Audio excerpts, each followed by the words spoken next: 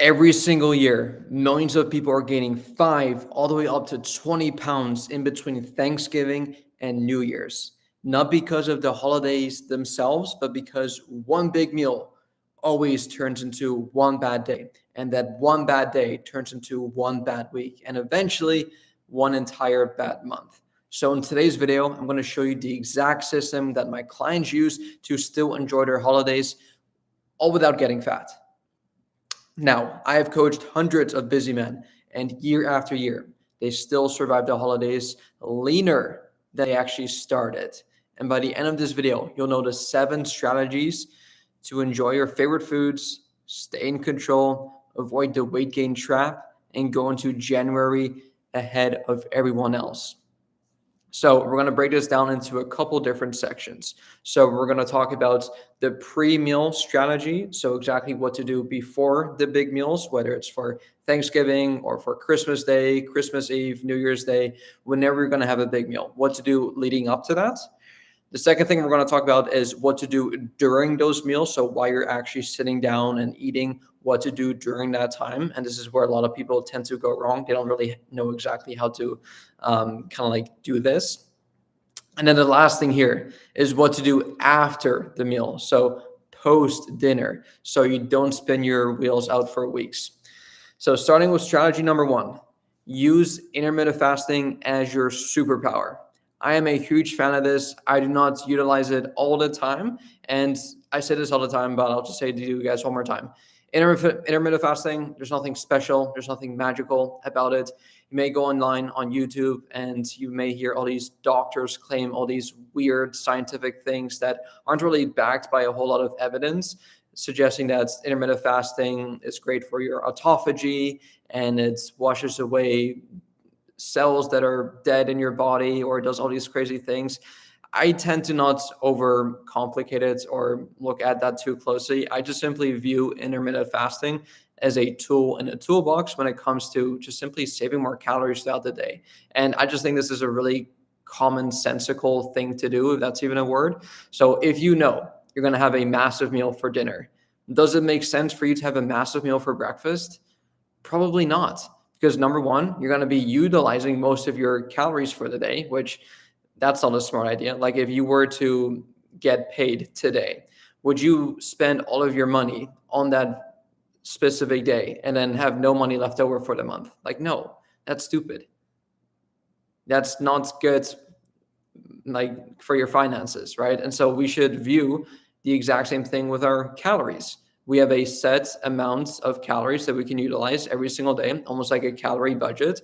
And so it doesn't really make sense if we know we have this big bill coming up, right? Or this big dinner coming up that has a lot of calories. It doesn't make a whole lot of sense to start your day with a high calorie breakfast. So that's the first reason. Second reason is that you're probably going to like destroy your appetites leading up to that big dinner. And you're probably not going to enjoy it as much. So those are the 2 big reasons why I like to do intermittent fasting, especially on like these bigger days when I know I'm either going to be eating out with my friends or having a big dinner with my family or having Thanksgiving dinner or Christmas dinner. You don't have to just use this during the holidays. You can use this anytime during the year, whenever you know you have a big meal coming up. This just allows you to save extra calories leading up to the day. So once again, all that intermittent fasting does, it just decreases your eating window so that during your actual feeding window, whenever you decide to break your fast, whether it's at 10 a.m. or 12 p.m., 2 p.m., however long you want to drag it out for, it just saves you extra calories within that time window. Now, this is really important as well because you have to know yourself, because I also know some people that try to utilize intermittent fasting, but then when it comes to them actually breaking their fast, they're just they lose all control, basically. They go all out. They are so hungry where they just eat everything in sight and they just cannot control themselves. If you are that type of person, then I would not recommend you to do that. Then I would recommend you to just space out your meals evenly, but at the very least, keep your breakfasts a bit lighter, keep your lunch a bit lighter, so that you at the very least can still save some extra calories for later on that evening when you know you're going to be utilizing most of your calories, most of your calorie budget. So an example could be whether you decide to break your fast first thing in the morning or a bit later on is to just break your fast with a high protein, low carb, low fat meal. So whether that's maybe a Greek yogurt bowl with some berries, or it could be an egg white omelet with some veggies. Those are like my go-tos. And then when it comes to lunchtime, you can have like a salad with some chicken breast on top, with some fat-free dressing, and some lettuce, tomatoes, onions, peppers, all that good stuff. And then you should roughly have eaten maybe around 5 up to 1,000 calories max. And then depending on how many calories you have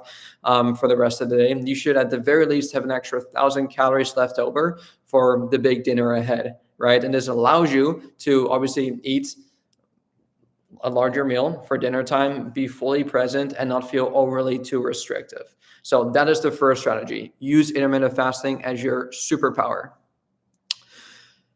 Strategy number 2 is calorie banking. Now, I do not want you to overthink this. The day before and the day after, eat slightly lighter, right? So eat more protein, eat more veggies, and just less calorie dense foods overall leading up to that day, because this gives you an extra 300 to 600 calories to work with on the big day without gaining fat. And now this is exactly what lean people do without even thinking about it instinctively, especially the following days after. You may notice that a lot of skinny people, or a lot of people who just never have an issue with gaining weight and just maintaining a lean body, that they subconsciously just don't eat as much around the bigger meals that they eat. You may notice them eating like restaurant meals or like big dinners, but then what you don't see is what they do outside of those times, right? They'll probably wake up the next morning, they'll probably skip breakfast, and then they'll maybe have a light lunch, and then they'll have a super small dinner. And then the following day, they'll get back to their regular eating habits again. So they subconsciously already kind of do this. Whereas us foodies, right, especially people who are overweight and obese, tend to not do that as much, because we are also routine eaters, which basically means that we're just so used to eating at a certain time. We're just so used to eating certain meals for breakfast, lunch, and dinner. So no matter how we feel, we eat that meal regardless. So whether we feel super, super stuffed, whether we had a cheat meal the day before, we still instinctively go to our regular eating habits again. Whereas the skinny people, the smaller people who just tend to like do really well when it comes to listening to their body and their hunger cues, they tend to just subconsciously eat less food the days following a big meal, and then sometimes even the days leading up to a big meal. So calorie banking, once again, it just simply means that you're going to be shaving, let's say, 100 to 200 calories from your typical daily calories leading up to a big Thanksgiving dinner. So let's say, for example, you want to save 1,000 extra calories for a Thursday on Thanksgiving Day, so that you can have 1,000 extra calories for the turkey, the stuffing, the gravy, the cranberry sauce, whatever else you guys want to eat for Thanksgiving. Well, what you can do, let's say 5 days leading up to that, is just simply decrease your calories by around 200. So 200 less on Monday, 200 less on Tuesday, on Wednesday, Thursday. And then when the big day comes around, you have saved around 800 to 1,000 calories, so that now you can utilize those extra calories towards the bigger meal that you want to eat now, right? Because at the end of the day, it doesn't come down to what you eat within a day when it comes to fat loss, but we're more so concerned about the weekly averages. How many calories did you consume throughout the week? Because I talked about this yesterday during my live stream, but you will notice that daily fluctuations on the scale are normal. They happen. And so we do not want to be stressing over the day-to-day fluctuations, but we're more so want to be concerned with the weekly fluctuations. Like, is our weekly calorie goal being hit? Is our monthly calorie goal being hit? Essentially, the broader, the longer that you can spread the horizon, the more flexible you can be, because that means that if you even go overboard on your calories on one day, you can very easily make up for it the following day by simply eating a bit less. And this allows you to be so much more flexible with your dieting, as opposed to stressing over like, oh no, like I overate today, I'm super stressed out, I ruined my diet, and it kind of spirals downwards. Whereas if you have the mindset going into this that, hey, okay, I may have gone overboard, but I can very easily make up for this by just reducing my calories the next following days. And then boom, after a couple of days, you're still within your weekly calorie range, and you're likely still going to be making the results you're looking for. So let's move over to strategy number 3, which is move more than normal. There are 2 types of people during Thanksgiving. There's the people who sit on the couch all day, especially after a big meal, and just do nothing and nap. And there's the other person who is super active, goes on walks, and actually is more active after a big meal. And I noticed this subconsciously as well for myself, because I was a really fat kid growing up, really chubby kid. And after a big family dinner, a big Thanksgiving dinner, I always used to be that person who would sit down on a couch right after a big meal and just do nothing, play video games, scroll on my phone, watch a movie. But then I noticed that my two other siblings, who naturally grew up being very, very skinny, immediately after a big meal, they'd run outside. They'd start playing with the dog. They'd start playing with the neighbors. They'd play tag. They'd play hide and seek. They'd just be like super hyperactive. And you'll probably notice this with either your kids or with like just smaller children, where they just like get like this surge of energy right after like eating something, right? Especially like a bigger meal. And so we want to try to like utilize that and utilize those extra calories towards moving more, burning more calories, right? And not have that go to waste by being lethargic, sitting down and doing nothing. So what I recommend all of my clients to do, and you guys as well, is to set a bare minimum step counts target slightly higher than your typical daily average. So if you're on average getting around 8,000 steps in, I think this is a great opportunity for you to increase your daily step count to around 10,000, even 12,000 if you can, because you're going to be eating a ton extra calories, and you can utilize those extra calories towards obviously walking a lot more. And as a bonus, do an extra workout. You're going to notice you're going to have a insane pump in the gym. You're going to feel like, oh my goodness, I got veins. Maybe not veins if you're not super, super lean, but you're going to be feeling like energetic. Like, oh my goodness, I got all this turkey in me. Like, I feel good. I feel energized. Like, yes. So if you can, increase your daily steps by at least a couple thousand, and then also try to sneak in an extra workout, even just a small little 20-minute workout, doing body weight exercises, you're going to feel so much better. And now here is something that I really want you guys to do, especially that this is non-negotiable. And I've been doing this for the past several years, and it's made a huge difference in my life. A non-negotiable is a post-meal 10 to 20-minute walk. This will help tremendously with your digestion and then also glucose control. You burn more, you can eat more, and you gain not a whole lot. And it's also, like I said, just helps aid in digestion, because instead of you sitting down on the couch right after a big meal, go on a walk instead. 10, 15, 20 minutes, go with your family, go with your kids, go with your friends, listen to a podcast if you want to, but I guarantee you, you're going to feel so much better by going on just a quick little walk after a big meal, especially after a big meal. Like, I make a rule to myself that every single time I'm done eating, I call it post-digestion walk, where I just go on a quick little walk after my meal. This way it helps kind of digest the food a bit more. And then I come back from that walk feeling really, really good about myself. I don't feel bloated. I don't feel stuffed. And I just feel a bit more energized as well, and just kind of like ready to go. So make sure that you do that as well. Make that a non-negotiable. Strategy number 4. This is what to do before you eat the meal. Water, hydration. Stay hydrated. No soda, not alcohol, simply water. A tall glass of water before your first bite can help lower your hunger, slows down eating speed, and overall reduces overeating by around 15 to 20%, studies have shown. Because oftentimes we mistake hunger for dehydration. So whenever you think about eating something, eating a meal, snacking, grazing, stop yourself and have water first. Have 2 glasses of water, and if you're still hungry after that, then by all means, go ahead and eat that snack, eat that meal. But more often than not, what you'll notice is that, wait a minute, I was actually not even that hungry to begin with. I was just really dehydrated. I was just really thirsty. So make a rule to yourself before you even begin, before you even think about eating something, drink water. Water, water, water. Water is going to be your best friend. And if you don't like water, add some 0-calorie water enhancers into it, like a Mio Squirt or some electrolytes, whatever it may be. Stay hydrated, especially during the holidays.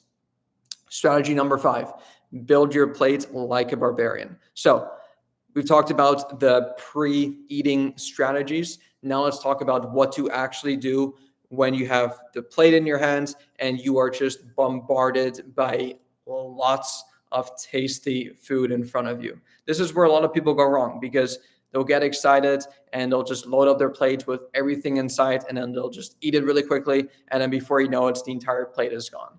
But that is not a good strategy, like at all.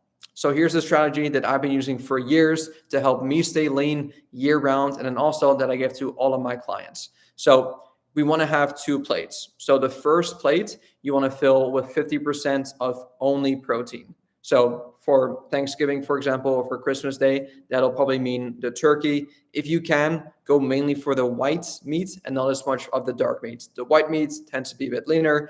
The darker meat tends to be a bit fattier. So go for the lighter meat. It could also be ham if you're eating ham, or chicken. So if you're eating a whole chicken, go for the chicken breast if you can, and try to avoid the chicken thigh or the chicken drumstick or the chicken wing, because once again, those tend to be a bit more fatty.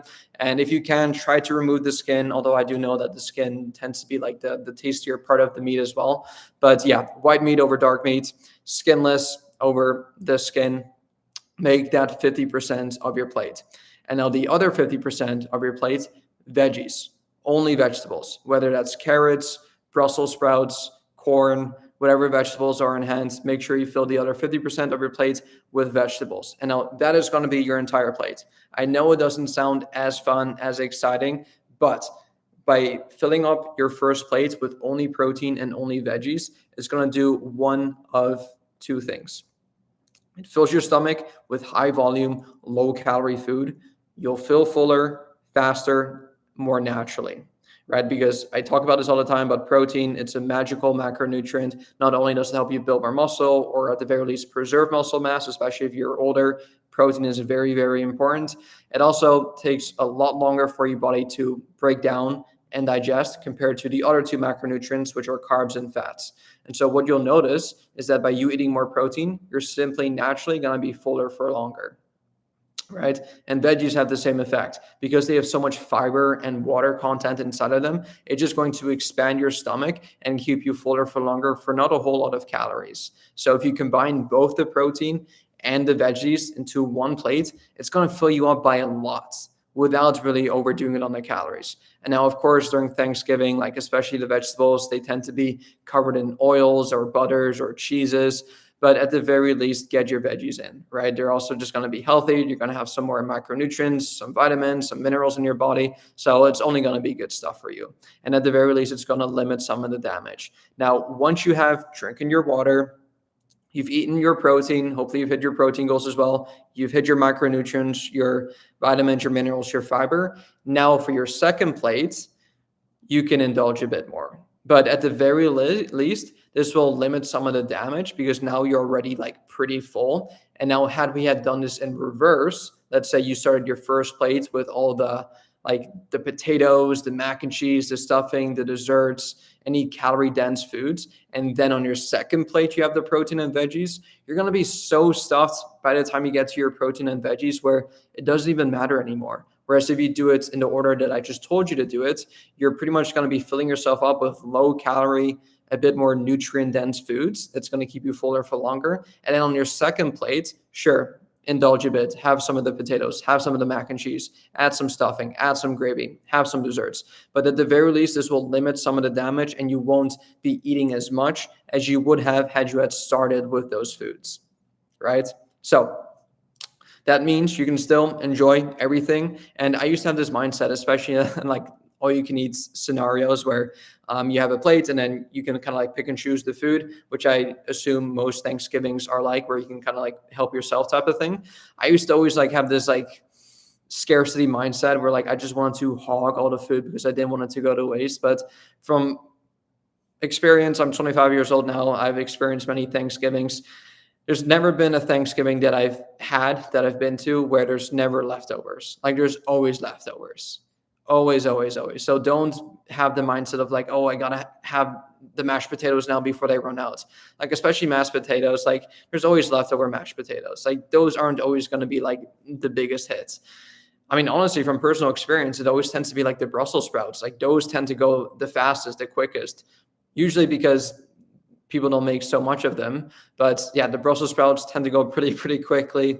And also the white meats for some reason, like the dark meat tends to be like leftover type of food, but the white meat, those tend to be a bit more rare. So if you can actually load up on the good stuff first, yeah, you're going to be setting yourself up for success. So like I said, you can still enjoy everything right?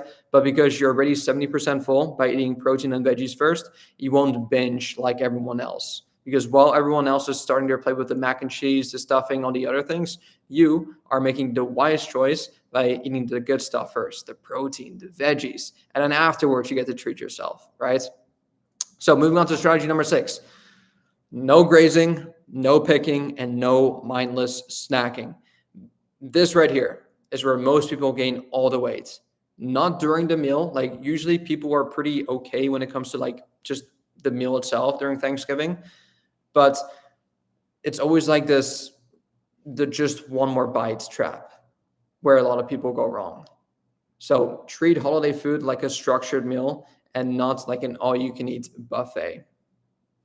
So what that means is that try to just stick to your meals and then just try to avoid snacking away from those meals.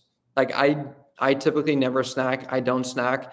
I usually just replace that with water. And I know as soon as I start snacking, all of those calories, number one, I typically don't account for because it's really difficult to remember what foods you were snacking on, especially like randomly. Like you may have a handful of nuts here, a handful of like Oreos or M&Ms or whatever else is involved. Like it just makes tracking a whole lot harder. Whereas if you just stick to just eating regular meals, just like putting food on a plate and then just sitting down and being fully present whenever you eat, you just remember what you actually eat during that time. Because once again, if you start snacking, it's very easy to forget what you actually snacked on and also how much you snacked on. Like apart, like away from just the holidays, the reason why most people are fat is because of their snacking habits, period. Because I know so many people, they'll have a regular breakfast, a regular lunch, a regular dinner, and I talked with these people every single day. Yes, they're like, Conan, but I don't know why I'm still fat. I don't know why I'm overweight. Well, then if we actually look under the hood, if we look under cover and go a bit deeper and we realize what they're actually snacking on and how much they're actually snacking, I mean, that's up to 1,000 extra calories unaccounted for that you're not even keeping track of, that you simply forget. Could be a handful of nuts here, handful of seeds there, a couple of snacks at work, a couple of snacks at home. And before you know it, thousands of calories gone without you even noticing. So they can sneak up very easily. So try to avoid at all costs any snacking during the holidays. Moving on to strategy number 7. Now, this one's pretty tough, but I think it's doable for you guys. Do not eat the leftovers. Once again, do not eat the leftovers. I am dead serious. The leftovers are the real villain here because one big holiday meal will make you fat. Like I said, you can monitor your plates fairly easily, but 4 more days of pie and stuffing definitely will. So give those leftovers away, freeze them, throw them out if you must. Actually, don't. No, I take that back. Don't throw away food. Like I am huge on food waste. Like I never waste food. Give the food to someone else. So if you're hosting the Thanksgiving meal, if you're hosting the Christmas meal, give them away. Give them away to the people, to the guests, to your friends, to your family members. Like give them to the people. Get them to the homeless as well. Like they'll probably need it a lot more than you do, right? It's like get them away to other people or your neighbors because once the leftovers are still in your fridge, like yeah, you're gonna eat it 100%, right? And so for me, like unfortunately, I'm going to be spending Thanksgiving on my own this year, but I think the last 2 times I went over to someone else's place and I left with no leftovers. I just arrived to their house. I brought some of the foods that I was going to bring for them. I ate the meal right there. And then as soon as we were done with the meal, I went back home with no leftovers. And I went back to my regular home, my regular environment, and I had no leftovers in the fridge. And it just made me getting back to my regular diet, my regular eating habits so much easier. Whereas if you come home with a big plate of mashed potatoes and macaroni and cheese and the gravy, and then you got the stuffing, you kind of feel obliged to still eat that, which I think naturally we just don't want to waste food, right? And so by you just simply not having it in your fridge, it just makes it a lot easier to not eat, essentially, right? Like problem solved. If you have a hard time sticking to your diet, just don't have the foods that you tend to overeat in your environment. Just don't have it in the first place, right? So moving on to the last strategy here, which is strategy number 8. And I will definitely say that this is where a lot of people unfortunately go wrong. So I said at the start of this video that most people gain all the way up to 20 pounds during the holidays, but of course, you don't gain 20 pounds in just one meal, right? And so it makes you wonder, well, okay, if I don't gain all the weight in just one meal during Thanksgiving or during Christmas, how is it possible for me to actually gain 20 pounds during the holidays? And it's actually what you do from Thanksgiving onwards all the way up to the new year. Within this time frame, right? Late November until late December, the next 30 days, this right here, not the actual Thanksgiving dinner itself, not the actual Christmas dinner itself, but what you do in between those days, in between the span of those 30 days, is where a lot of people tend to gain all the weight, right? Because the fastest way to gain a ton of weight over the holidays is by telling yourself this very thing. Well, I already messed up today. I might as well keep going. And now this mentality I used to have as a chubby kid growing up. I used to tell myself this all the time. I had a bad meal, and that bad meal turns into a bad day. And that bad day turns into a bad week. And that bad week turns into a bad month. And before you know it, you've gained 20 pounds by January. Winners do not spiral. They reset immediately. So catch yourself. I do not care if you go overboard on your calories. I do not care if you had one bad meal. But what I do care about is if you let that one bad meal spiral and turn into one entire bad day of eating. And then at one bad day, you tell yourself the next morning, like, oh, I'm so bloated. And you hop on a scale and you gain a bit of weight. You're like, oh, I blew it. My diet is over. And then you get a phone call from someone like, hey, do you want to have some dinner tonight? Or, hey, we're hosting this Christmas party. There's going to be cookies involved. And like, oh, okay, fine. And then you kind of like spiral down this kind of like rabbit hole where you just keep on overeating. You keep on going to these events and you just keep on eating all this junk food. And you let that bad day turn into a bad week of eating. And then you let that bad week of eating turn into a bad month of eating. And you keep telling yourself this in your head too, right? You keep justifying it to yourself. You're like, okay, it's the holidays. I'm with my family. I'm with my kids. I'm with my friends. I want to be present. I want to make good memories. I want to make good experiences. And I'm all for that. But making good memories and making good experiences does not mean that you have to gain 20 pounds in the meantime either.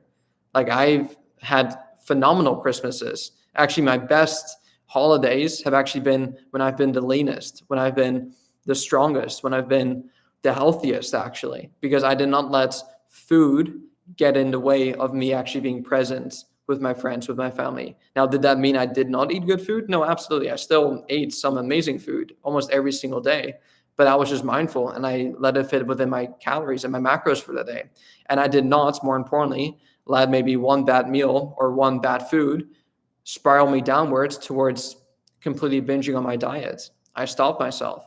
And you can stop yourself too. It's not like people are forcing donuts down your face. Of course not. Sure, they offer it to you. You can say, no, thanks. I already had one, or I had one yesterday. And so today, I just don't want one. I already satisfied my cravings. I'm just here to be present. I'm here to have a good time. And I also have fitness goals that I want to maintain during this time of year. Because I remember last year, I actually gained 20 pounds. And I do not want to get another 20 pounds this year. I actually want to maintain my current physique so that I can go into 2026 feeling my best, feeling my sharpest ever. Like, no one is forcing you to get fat over the holidays. No one is forcing you to gain 20 pounds of fat over the holidays. No one but you.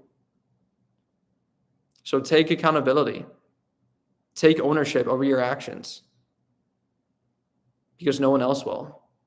So if you want to head into 2026 with a ton of momentum ahead of everyone else, what you can go ahead and do is schedule a free consultation call with me down below. And essentially what we do is we'll go over your current goals. We'll see exactly how much weight you're looking to lose, whether it's 20 pounds, 30 pounds, 50 pounds. We'll see exactly what's holding you back right now, whether it's the holiday eating, the holiday mindset, the lack of structure, the lack of accountability, whatever it is for you. And we'll create a game plan together to help you and I absolutely crush your goals in the next couple of months. And ideally, let's get you started now. Let's get you started before like the holidays. I mean, the holidays are happening now, but let's get you started now. Like, why wait? Why wait until 2026? Why not get started now so that you have all the knowledge and all the habits set in place so that you can go into the new year with a ton of momentum ahead of everyone else? Let's freaking do it. Let's freaking do it. The link will be in the description down below, and I'll see y'all there. Peace.